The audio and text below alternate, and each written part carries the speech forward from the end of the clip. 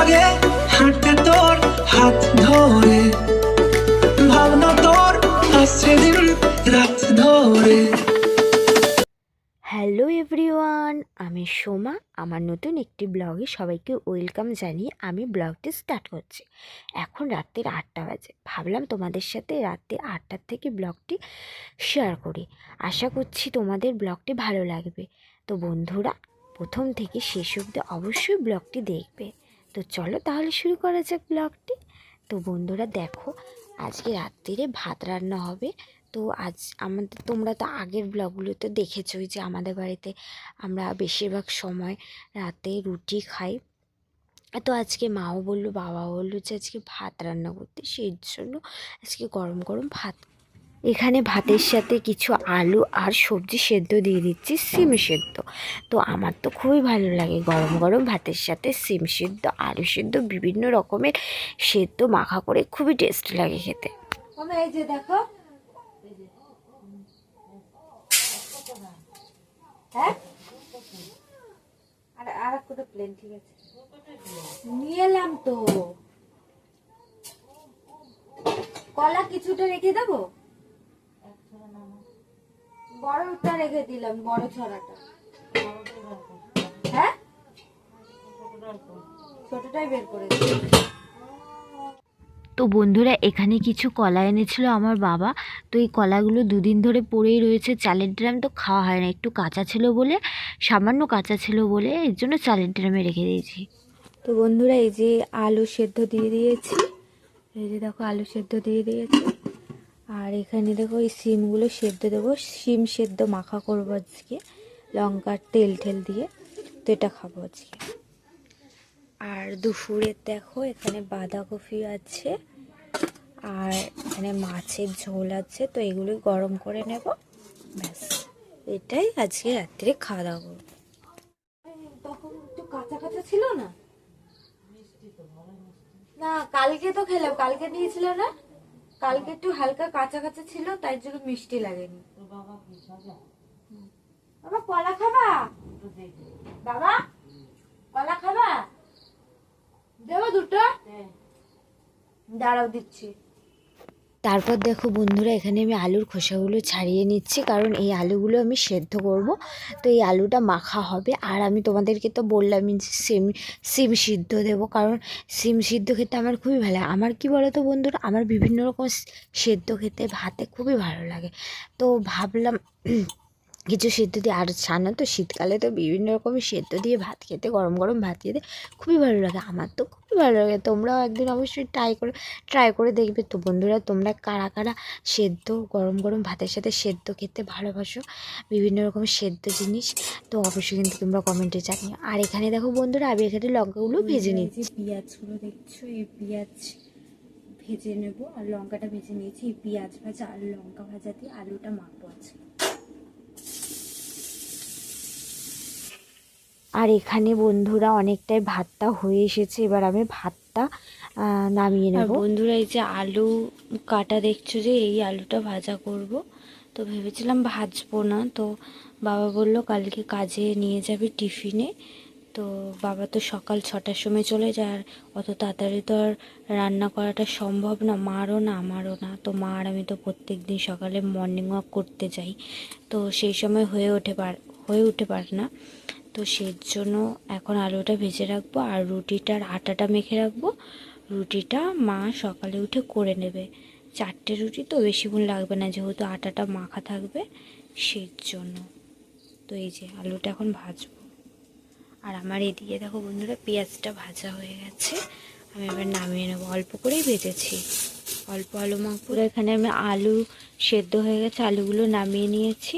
আলুগুলো আমি এখন মেখে নেব এই শুকনো লঙ্কা আর পেঁয়াজ ভাজা দিয়ে। শুকনো লঙ্কা আমরা সেমন একটা খাই না, তবুও আজকে ইচ্ছা হলো, সেই জন্য আলুটা মাখবো। আর এই সিম সেদ্ধটা কাঁচা লঙ্কা দিয়ে মাখবো।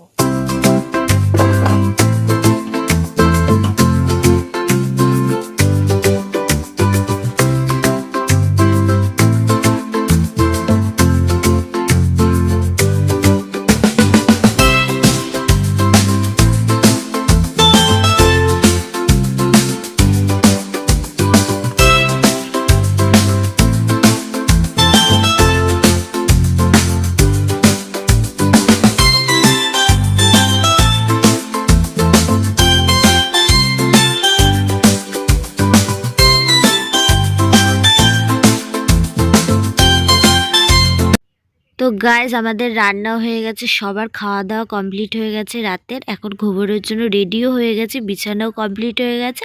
তো তোমাদের সাথে আবার সকালে দেখা হচ্ছে। Good night. Hey guys, good morning. এখন সকাল 6টা বাজে। রোজকার মতন মা আর আমি সকালবেলা হাঁটতে বেরিয়েছি। তো দেখো বন্ধুরা, কত কুয়াশা পড়েছে আমাদের এখানে। চলো তোমাদেরকে একটু দেখাই।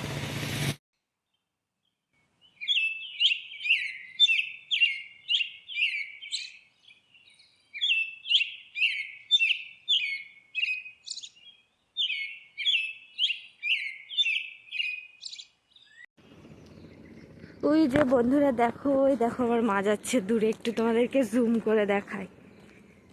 ওই দেখো। তারপর বন্ধুরা বাড়িতে চলে এসে রোজকার মতন আমি যোগাও করে নিচ্ছি। তো আমাকে এটা করতেই হয় প্রত্যেক দিনের মতন। একদিন আমি বাদ দিতে পারি না। খুব কম, যখন খুব প্রবলেম হয়ে যায় তখন আমি বন্ধ করি, কিন্তু আমি রোজই করি, চেষ্টা করি রোজ করার। তো তারপর দেখো বন্ধুরা, আমি ফ্রেশ হয়ে চলে এসেছি। এখানে মা আমার ব্রেকফাস্ট তৈরি করছে। আজকে ব্রেকফাস্ট এই যে এটাই হয়েছে। তো তো বন্ধুরা, ব্রেকফাস্ট করছি রুটি, সুজি আর একটা কলা।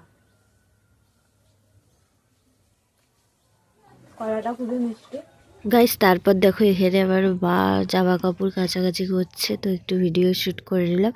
আর এদিকে দেখো দুধ গরম করতে বসিয়ে দিয়েছি।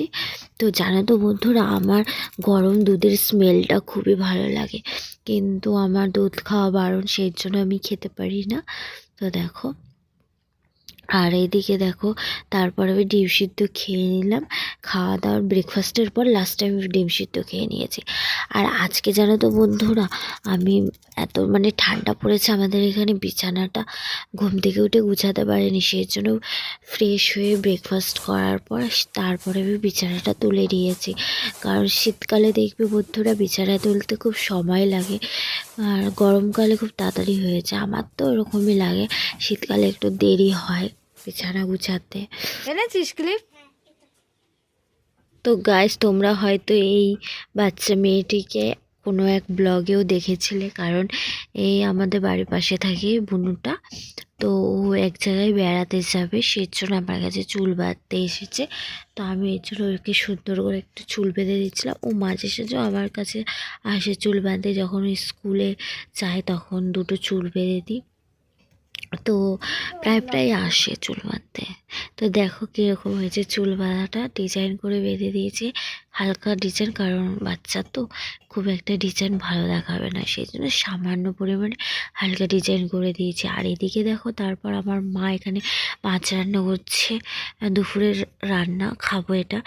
তো এই যে শিম আলু দিয়ে মাছের ঝোল করেছে। তো এটা হচ্ছে শাইটিং মাছ। তো তোমরা কে কে শাইটিং মাছ খাও অবশ্যই কমেন্টে জানিও। তো জানো তো বন্ধুরা, শীতকালে ধনেপাতা দিয়ে সব রেসিপিতেই ধনেপাতা খুবই টেস্টি লাগে। তো বন্ধুরা, এখন দুপুর 2টো বাজে, খাওয়া দাওয়া কমপ্লিট হয়ে গেছে। তো বন্ধুরা, এখানেই আমি ব্লগটি শেষ করছি। যদি তোমাদের ব্লগটি ভালো লাগে থাকে, তাহলে অবশ্যই একটা লাইক করো এবং কমেন্ট করো, শেয়ার করো, সাবস্ক্রাইব করো।